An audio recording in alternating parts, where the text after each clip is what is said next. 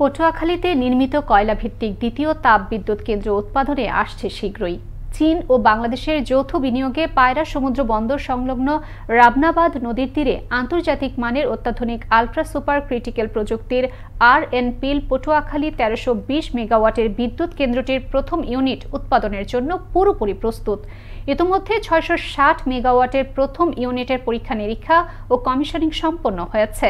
বিদ্যুৎ কেন্দ্রের প্রকৌশলীরা বলছেন, ডিসেম্বরের শেষ নাগাদ কেন্দ্রটি ব্যাকফিট পাওয়ার রিসিভ করার পর প্রথম ইউনিট জানুয়ারিতে পরীক্ষামূলক উৎপাদনে যাবে। ব্যাকফিট পাওয়ার রিসিভ করার পরবর্তী ১ থেকে ২ সপ্তাহের মধ্যে আমরা পরীক্ষামূলকভাবে জাতীয় গ্রিডে বিদ্যুৎ উৎপাদন শুরু করতে পারবো। আমাদের প্রথম unit is based on the friendship between China and Bangladesh. I think this is the most important. So for long-term cooperation between two countries, ever since the presidency and also based on this condition, so this project have been constructed at Port Akali.